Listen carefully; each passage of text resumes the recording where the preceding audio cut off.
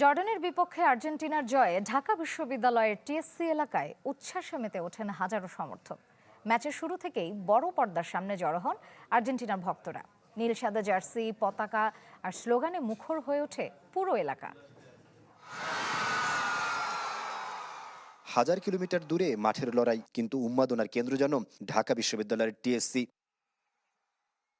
জর্ডানের বিপক্ষে আর্জেন্টিনার ম্যাচ ঘিরে শুরু থেকেই বড় পর্দার সামনে ভিড় জমান হাজারো সমর্থক।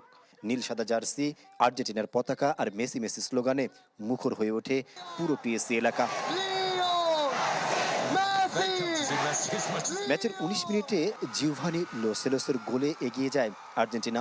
এরপর লাউতারো মার্তিনেজ ব্যবধান বাড়ান। তবে সমর্থকদের সবচেয়ে বড় অপেক্ষা ছিল লিওনেল মেসির গোলের জন্য।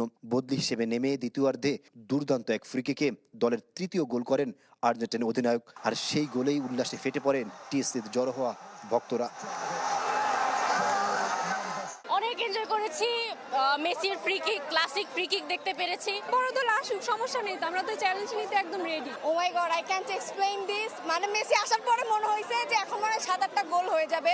কুল body spray, long lasting fragrance. Brazil ফ্যানদের জন্য একটুই বলতে চাই, তাদের জন্য সবসময় এক বালতি সমবেদনা ছিল, এখন হয়তো বা 2 বালতি থাকবে, কিন্তু তাদের সমবেদনাটা থাকবে। গোল দিতে পারে, আর্জেন্টিনা সার্ভাইভ করতে পারে, এটা ফার্স্ট হাফে আমরা দেখে ফেলেছি।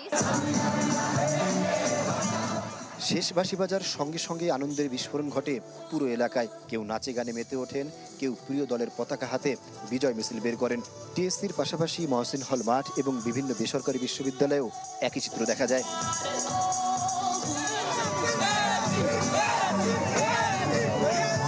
যে পারফরমেন্স দিছে, যদি আমরা মেন স্কোয়াড নিয়ে নামি, আশা করি ধারাবাহিকতা বজায় থাকবে এবং আমরা ফাইনাল খেলবো ইনশাআল্লাহ। মেসি এত ওয়ান্ডারফুল পারফরম্যান্স দিচ্ছে, মানে অবাক করা।